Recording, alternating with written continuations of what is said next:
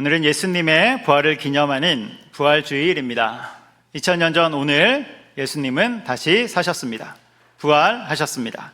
죄와 사망의 권세를 깨트리고 사단의 머리를 깨시고 부활하셨습니다. 우리는 엊그제 성금요일 예배를 드렸습니다. 성금요일에 예수님은 십자가에 달려 죽으셨습니다. 당시 사람들은 예수님이 십자가에 달려 죽으셨기에 모든 것이 끝난 줄 알았어요. 왜냐하면 당시의 십자가는 저주의 상징이었기 때문에 그런 것입니다. 신명기 21장 말씀에 보면 나무에 달린 자는 하나님께 저주를 받은 자다, 이렇게 기록되어져 나오는 것입니다. 그러한 나무 십자가에 예수님이 달리신 거예요. 그러니까 당시 사람들은 뭐라고 생각합니까? 예수님은 하나님께 버림받았다, 메시아가 아니다, 이런 판단을 한 것입니다. 그런데 어떻습니까? 그런 예수님이 인간의 모든 판단과 생각을 뛰어넘어 부활하신 것입니다. 3일 만에 다시 살아나신 거예요.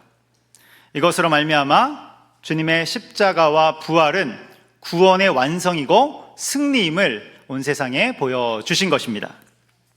그래서 그러한 예수님을 믿는 자는 주님의 십자가 구원이 우리의 것이 되고 주님의 부활 승리가 우리의 것이 되는 것입니다. 여러분, 이 사실을 믿으시기 바랍니다.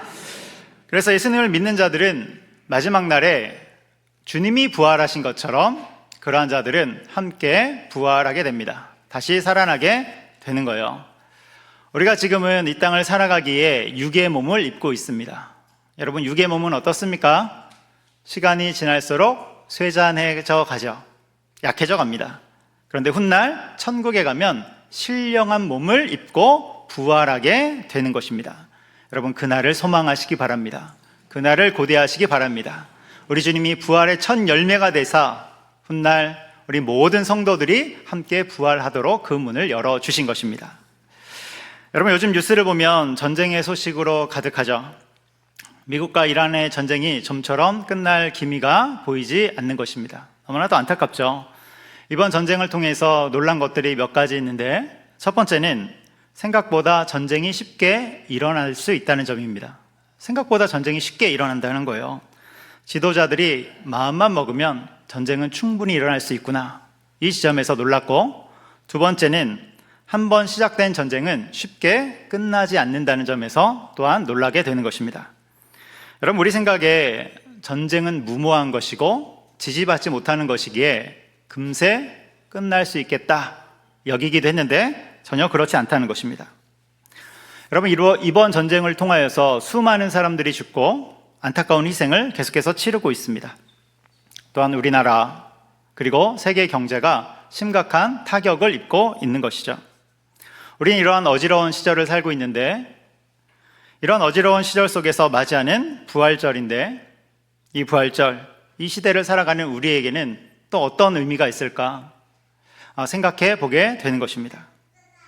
여러분, 오늘 본문인 요한복음 20장 말씀은 예수님의 부활하심을 기록한 그런 말씀이 됩니다. 예수님이 부활하신 거예요.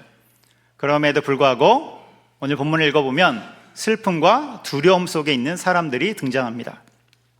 첫 번째로 막달라 마리아가 슬퍼합니다. 마리아는 예수님이 부활하신지 몰랐어요. 그래서 슬퍼하는데 예수님의 죽음으로 인해 슬퍼하고, 또 예수님의 죽음이 사라진 것으로 인해 슬퍼하고 있는 것입니다. 슬퍼하는 거예요. 두 번째는 두려움 속에 있는 사람들인데 제자들입니다. 제자들이 두려워하고 있어요.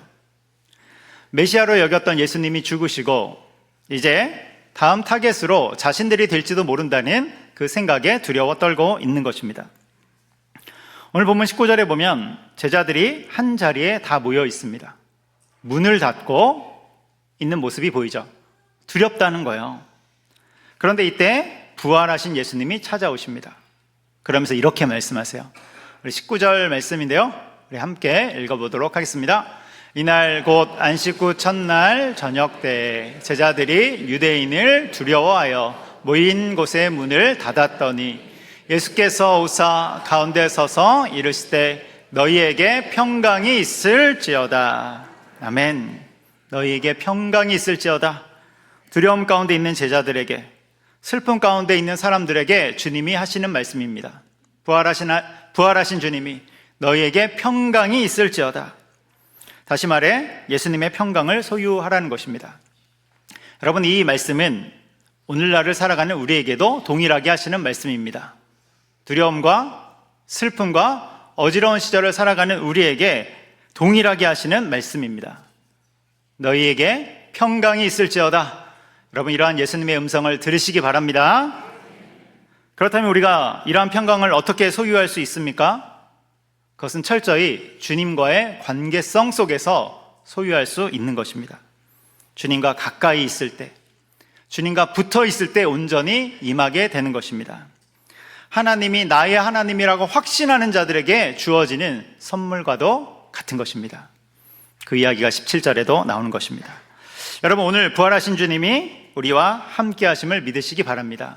그리고 주님이 우리 가운데 평강을 허락하심을 기억하시기 바랍니다.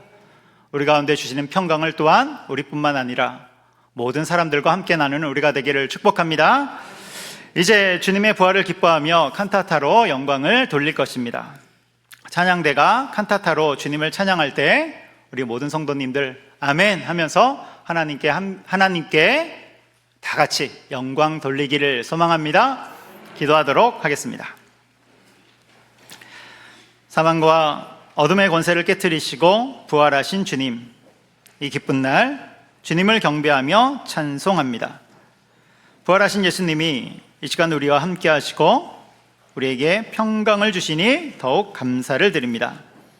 어지러운 시절을 살아갈 때, 또한 어떠한 인생길에서 슬픔이나 두려움, 아픔이나 고난을 당할 때 너희에게 평강이 있을지어다 라는 말씀이 우리에게 충만하게 임하게 하여 주옵소서. 이제 칸타타를 통하여 주님께 영광을 돌리기 원합니다. 이 시간 드려지는 찬양을 기뻐 받아 주옵소서. 또한 이 자리에 있는 우리 모두에게는 한없는 은혜로 충만하게 하여 주시옵소서. 부활의 첫 열매가 되셔서 우리에게 소망을 주신 예수님의 이름으로 기도합니다. 아멘.